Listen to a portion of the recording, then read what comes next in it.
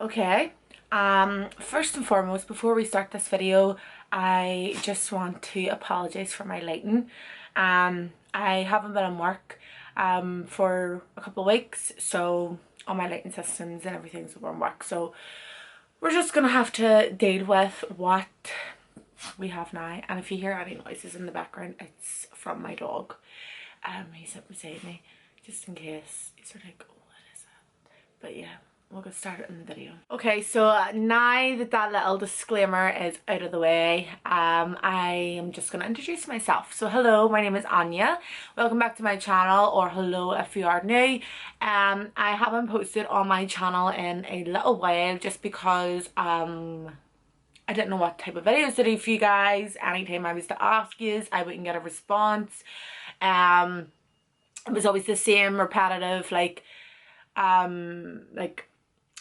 requests that I was getting. Couldn't get that word out there. It was always the same repetitive requests that I was getting, like can you do a smoky eye, can you do this? And I'm like, there's thousands of smoky eyes already on my channel.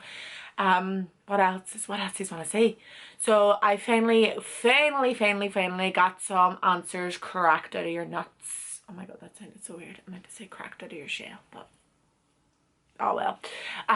So yeah, I finally got some answers from yous, and yous requested to see a lot of different videos, which I am all biz about. The majority of them obviously was makeup. Some were vlogs, which I will be doing whenever I go away to different countries. There's just no point me doing vlogs here, like a day in my life, when people ask questions like that, because I don't do nothing. A day in my life is just lying in bed and watching YouTube videos. That is literally all I do, so that would be pretty pointless to do. So definitely got loads of questions about doing vlogs, normal makeup videos, like just do whatever, makeup challenges like mukbangs, eating videos, and loads of questions as well was to ask, could I do more videos speaking about like my mental health, how do I deal with my mental health and my anxiety. And also as well, if you don't follow me like on my other social medias, or if you're new to my channel, you like are new to follow me, then you probably obviously wouldn't know what's been on over the past couple of weeks. So yeah, so pretty much over the past week and a few days or so, me and my partner have been through something really drastic, and I hope that like no one ever has to go through it. We went through, like, you hear of all these stories about people going through things and you never actually think it's going to happen to you, but well, like, by God, it did happen to us, and it is just honestly broke our hearts. So we're doing our best and trying our best to stay positive, and this is what the video is going to be about, because I've received so many questions. Like, you will not believe how many messages I have to answer on my Instagram. Like, I have so many, and if you have messaged me, I'm so sorry, but I will try and reply to you as soon as I possibly can. Most of the video, or most of the answers, are questions. My head, oh my god, most of the questions are basically about how I'm dealing with this. There's people that have recently went through what I went through, and they haven't told anybody about it yet, and they're afraid to tell people, which I don't understand why. There's nothing for you to be ashamed of. So in this video today, it's going to be about something that's happened, about me and my partner losing a baby. If you do not want to, if you're not interested in watching this video, simply just click off the video. That is completely fine. But if you are someone who is going through what we are going through at the minute, or if you have went through it and you still don't know what to do or how to cope, then this video is perfect for you. I've decided I want to do this video just to try and help people and give people like a little bit of like how I would cope. Like, obviously I don't cope every single day, but I'm going to share like throughout the video a little bit about how we deal with it. So if you are interested in watching, then continue on watching. But if you do not want to hear about this, if this is like too sad for you or whatever else, then that is completely fine. So yeah, we're gonna get straight into the video. Okay, let's get started. I am aware that I look like an absolute mess right now, but I look like this 24/7 of the day, like 24/7 hours of the day now, so it's pretty pointless even speaking about it. So yeah, like I said from the intro, today's video is basically about me and my partner losing a baby. It's been an absolute emotional roller coaster. I'm not going to lie. If I do cry in some parts of the video, I am so sorry. But if you've already seen me cry on my social medias before then, I'm sure you're used to my ugly ass face crying anyway, so it doesn't really matter. So yeah, pretty much Friday there, that Friday the 8th of November would have been our first ever scan. We were so excited, we couldn't wait. The reason why I was mainly excited was because if you know me, you'll know that my granny was like my second mother figure, and I've spoke about her before on my channel. And to find out that our wee baby, we were going to be able to see our wee baby in a scan on my granny's birthday was like, oh my god, like that's a little bit of my granny that's with me. And that made us like feel really hopeful. I'm like, whoa, our angel's with us, so everything must be okay. So as it all went on, it went on and went on, I just couldn't even cope with the pains I was getting in my stomach. I was getting random like bits and pieces of bleeding. Pretty much I'm just going to explain about myself and like how it all started and how I knew, and then we'll get into speaking about everything else more throughout the video. So yeah, I sort of knew, like, I don't know, like I didn't know, but I read up on the internet about like how spot bleeding and stuff was normal during pregnancy. Pretty much spot bleeding is like little packs of blood that you get when your womb is expanding and everything else, you know, because it's making room for the baby to grow inside your stomach and all that stuff. So I read up about that whenever I had got a couple of random wee specks of blood, and I obviously had to start putting pads and stuff on me just because it was getting a little bit weirder and weirder. Like it was going away and then it was coming back, and I was just like, no, this is really starting to frighten me. So we just left. We left it. We didn't go to the hospital or nothing, just because there was loads of people that I was talking to, all my friends that are having babies, my friends who have had babies have told me it is completely normal for you to get little specks of blood. Do not freak out. It is normal for you to freak out. This is your first pregnancy. Obviously you want everything to go right. So I listened to their advice and I was like, right, okay, normal. Some of them have had experience what I have been having, so obviously it must be normal. And as you do, like my friends like, right, okay, I'll come in and I'll have a wee look and see what it's like, do you know, or send me a photo of what it looks like. And I know it sounds disgusting, but when I sent the photo they were like, no, honestly, it's fine, it's just speck blood, you're okay, you can. And by that they meant do not be doing a lot of stuff. Like, don't stress yourself out in work, for instance. You are very early on in your pregnancy, and the last thing that you and your baby needs is to be stressed. And obviously I always constantly worked, and I was stressed to the hills because like I had formals in, I had other stuff in, and like everything was just wild, everything was just going wild. But as you do, you continue on and you go to work, and I just tried my best not to stress myself out. And I basically had already told people that I will be working on a much slower pace now, and if I do run a little bit over time, I apologise, but I need to work on a slow pace. Obviously I didn't tell anyone that I was pregnant yet, only like my closest friends and my family. That was the same as Aine. He told his closest friend, his closest family. So yeah, life went on, everything went on, it was all good. I had makeups in on Monday. This was the 28th of October, Monday the 20th of October, yeah. I had a formal in that morning to do makeup for, and then I had to pack my stuff up, and then I was booked for a birthday party that evening. I was booked for the birthday party, I think it was around half six. So I went round on the birthday party, I had a gig, was sitting there doing all of the girls' makeups, and they were all doing their wee makeups, and everyone was just having fun. It was lovely, and I really enjoyed myself. And then I noticed towards the end, I just felt like something like gushing out of me. And if you are a boy and you're watching this, I'm completely sorry that you have to hear this, but a lot of people wanted to know how I knew and how I knew it was happening. So pretty much I felt like this big gush coming out of me, but his instant response was, what the fuck, what's going on, like what is going on, sorry for my language. I was like, I don't know. I was like this is so heavy. This is really bad. Like I started to feel little bits of pain in my stomach, and I read it up again on the internet, and majority of the time the midwives and everyone else will tell you don't search everything up on Google, because half of it is fucking lies, and pretty much half of the stuff you read can tend to worry you. So I read up about it anyway, and it pretty much says that it sounds like it's symptoms of a miscarriage. It might not be. Some people end up, they do get heavy bleeding throughout their entire pregnancy, blah blah blah blah blah. It is nothing to worry about, but if this is a miscarriage, then unfortunately there is nothing that can be done. And that is literally what Google said to me. Like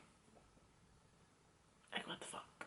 Google literally just said that, and I just sat there and I was just like, right here where I am, like I sat in this part of the fucking bed where Latney was in the other part of the bottom of the bed, and I was just like, what are we going to do? Like, what am I supposed to do here? Like, what? I'm freaking out. I'm fucking shaking. I'm sweating and crying. I'm like, what if this is our wee baby? What if we lose our baby? Like, what are we going to do? Like, what are we going to tell people? Everyone was so excited, and everything just runs through your head. You instantly just go insane, and I know that you shouldn't always think about the worst, but this next part is what made me instantly think about the worst. So as me being me, I was like, right, it's probably nothing. It's probably just like a big heavy bit of blood. It might go away. And Anthony was like, no, listen. He says, this has been happening over the past while. You've been getting little specks of blood. We thought it was normal. Loads of people said it was normal. He says, but this is honestly insane, the amount of blood that you have just passed from your body. And all these emotions were going through my head that I didn't want to think that it could be the worst. So I instantly was like, right, I'm fine, I'll be okay. And he was like, no. He was like, you are going straight to the hospital. Like, let's go. He was like, I know there's something not right. He says, and maybe if it isn't nothing, at least you've been checked out, and you know by a doctor or a nurse or whoever is checking up on you that you're okay and everything's going to be okay with the baby. So I was like, right, okay, you do have a fair point here. Like, I need to go and get checked out. So he was like, it's okay, I'll be with you. I'll be by your side. Like, it's not like you're going to be on your own. I will be with you completely. And I was like, right, okay. So that was completely fine. I got to the Mater Hospital. The reason why I went to the Mater, and if there's people from Belfast, you'll probably always hear of people having babies in the Royal.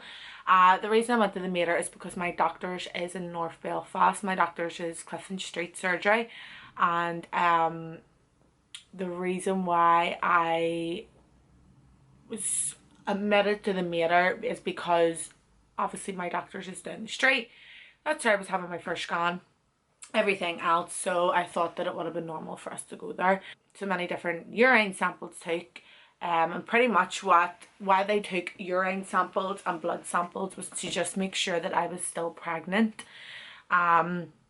So if they took the urine sample, they would put a pregnancy test in it, obviously, and that would come up positive or negative if you were pregnant or you weren't pregnant, just like you would normally do if you were taking a pregnancy test yourself.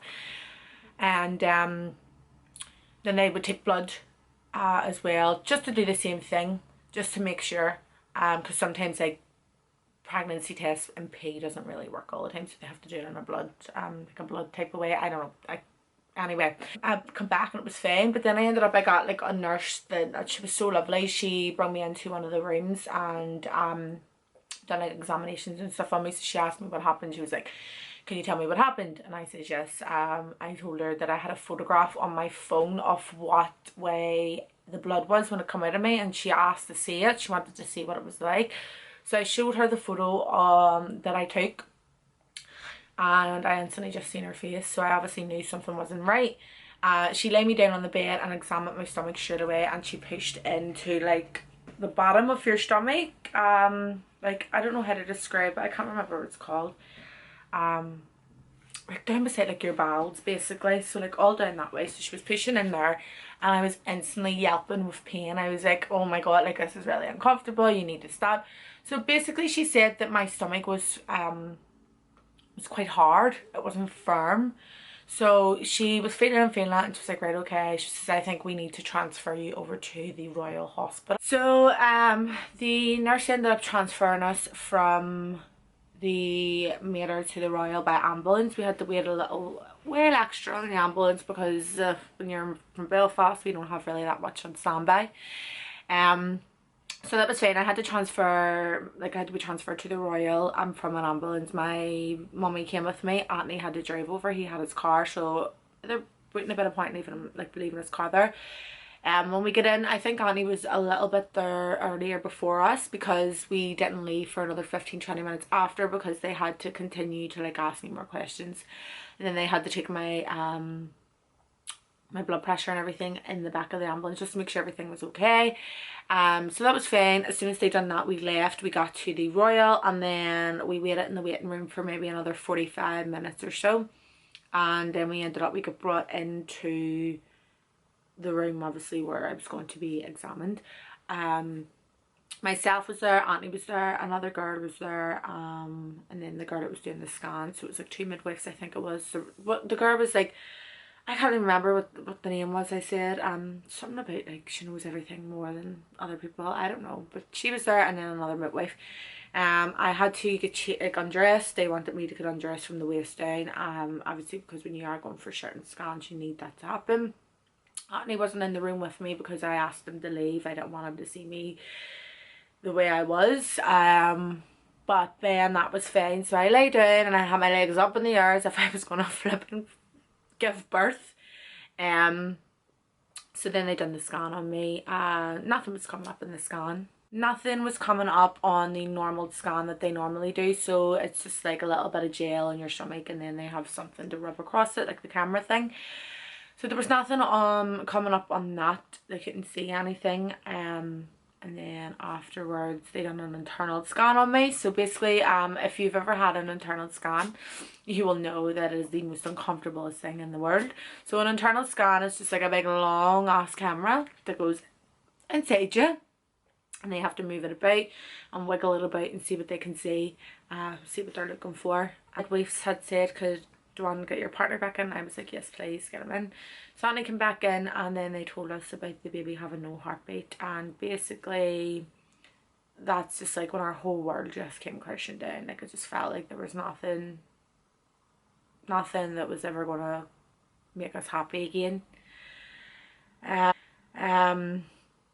So then they said that they wanted to bring us back up again for a second opinion 2 days later, just to see with another midwife and stuff, just to see how everything is. And you know, sometimes they can get it wrong, and as you do, you think, oh my god, what if we come back up here? And then they take another scan and then everything's fine, like what happens? And Auntie was just like, love, listen, they know what they're doing, like just don't get your hopes up. So we didn't get our hopes up.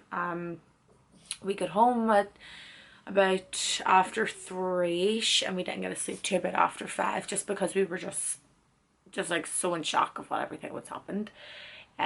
Ended up going to sleep, woke up the next day, and the first thing I said when I got up was just like, is it all a dream? Did I dream it? And he was just like, no. And then I went back to sleep again and continued to do so, because the only time I didn't feel any pain or didn't feel sadness was in my sleep, because I was just dreaming about happy things, and just wish that it all didn't happen.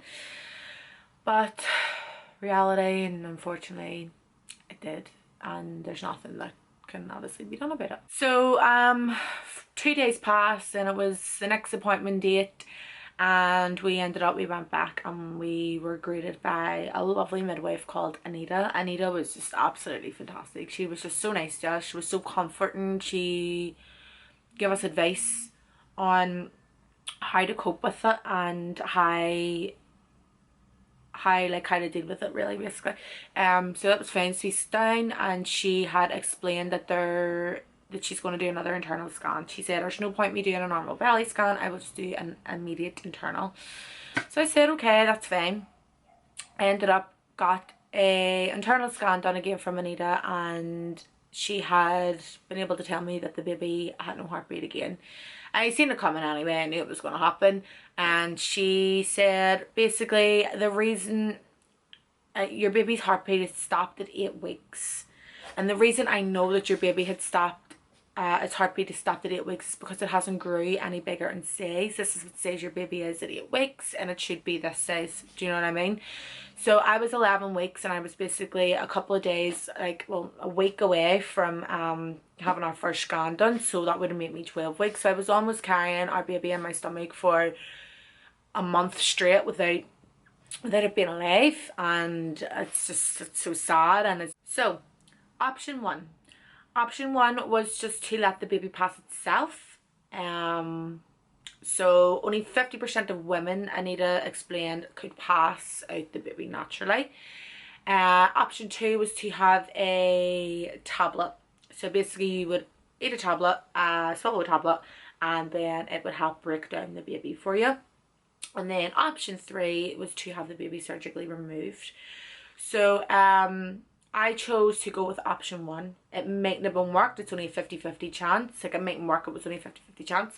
But I chose that option because I obviously, for one, didn't want to take a tablet, because Anita had explained that anybody whose first pregnancy this is, which was my first pregnancy, she explained that you will be in absolutely excruciating pain, like even more pain than you're going to feel if you let this baby pass itself. So I already instantly knew I didn't want that option. She had explained to me that option three would have been carried out if I come back in a week's time and they do another scan and the baby is still there. So I was like, yep, that's fine. I totally agree with you. I will go with option one, and then I will come back in a week's time and we will see the difference if the baby has passed itself or whatever else. Scan and stuff. She gave me a scan, and like it was just so surreal, because like I imagined to see my baby alive in the scan, but unfortunately it wasn't. But we have a little like memorial thing for the baby here just in my room. We have a couple different photos, and obviously the photograph of the baby itself, some angel wings, and then I have a little necklace as well. Okay, so as we get home, I was just feeling so weak. Anita had told us in the hospital that you will feel very tired.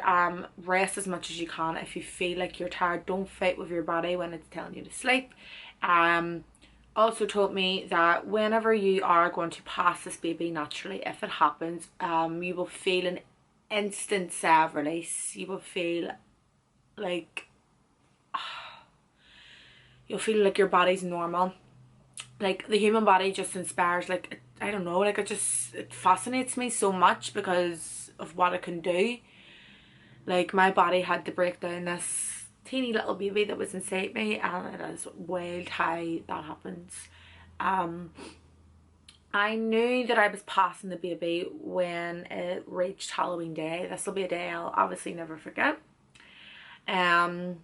I was lying in bed. My mummy would always do like a little Halloween party every year for like myself and the kids and all, because usually every Halloween like I would be going out to have a drink and whatever and party, and I love getting dressed up for Halloween. But this year it was different. She asked me did I want to have one. I was just like, yeah, just get like family and friends over, well, mainly family,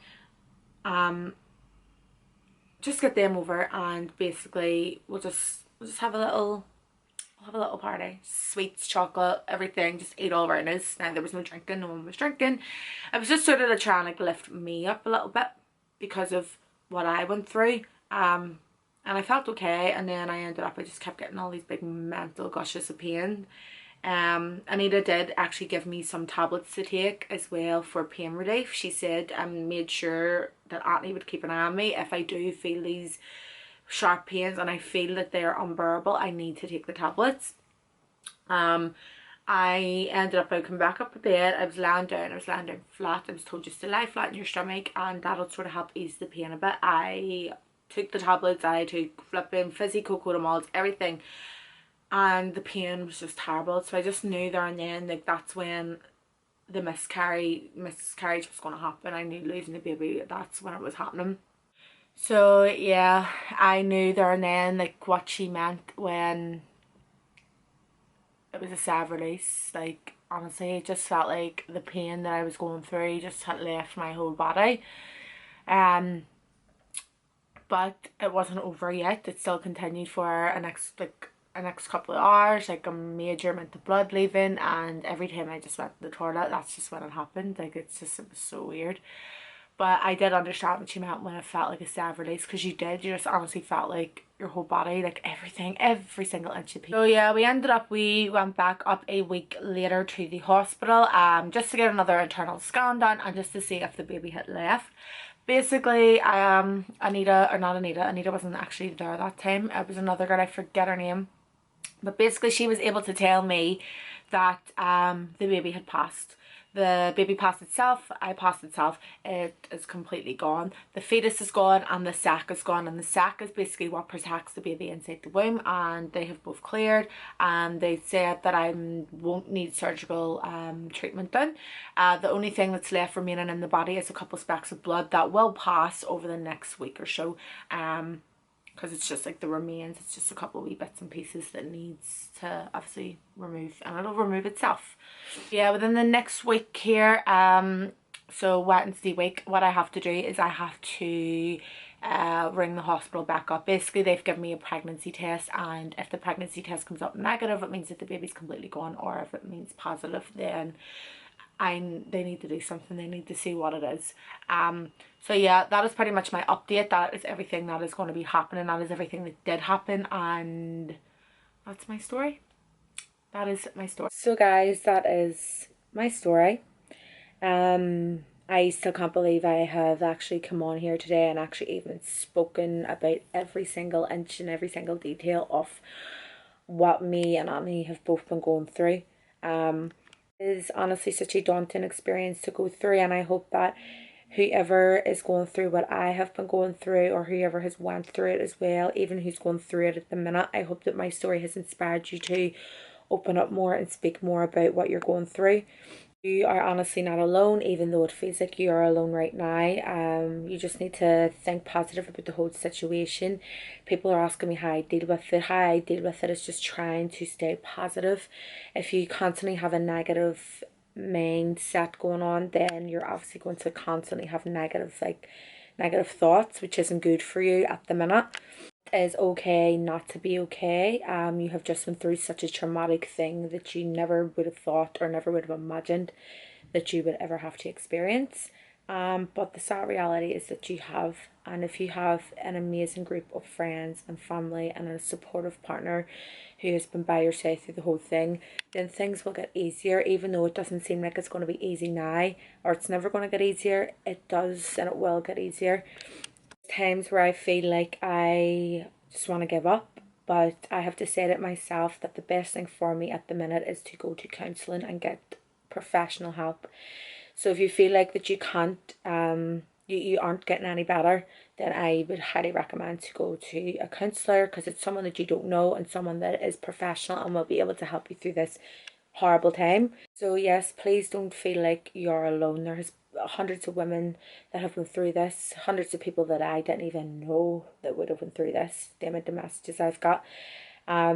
So there is people out there that you don't think that have been through it, but they have. But trust me, please don't keep this under the rug. Don't scrub it under the carpet. There needs to be more done about miscarrying a baby. I honestly think there isn't enough done for it.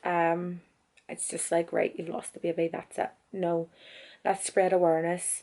Let's tell people that it is okay not to be okay. You're still a mummy, you're still a daddy, you still have a little baby, even though they're not with you now, but they're up there and they're looking down on you. So that's the only thing that's sort of keeping me positive as well. Yes, my inbox is open any time of the day, any time of the night. If I don't reply, I will reply as soon as I can. If you need me to speak to you, if you need to speak to me, you know, anything, I am here. I will be here to help you. Now that I know that there's people that has been through it as well, that I can actually speak to them, and we can speak to each other and help each other get through the situation that we're both facing. Yeah, thank you so much to every single person who has took the time to watch this video. I hope that, like I said, it has inspired you to speak out more if you have been facing what I have faced. You are not alone. You've got this. You will do your wee baby proud if you just continue to be strong. So yeah, I hope that you have liked it, you have enjoyed it, and once again, I hope that it has helped someone. So if you have enjoyed the video and you found it helpful, please don't forget to give it a big massive thumbs up.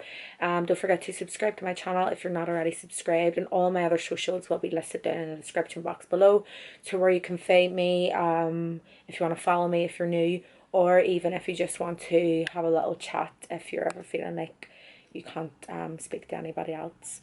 So yeah, once again, thank you so very much to every single person that has took the time to watch this video. I really appreciate it. I still can't believe I've done it, but it's done, and I know that it will help people who are in desperate need of help to get through this horrible time if they're going through it. So yeah guys, thank you so much again for watching. I love you all so much, and I will see you on my next one.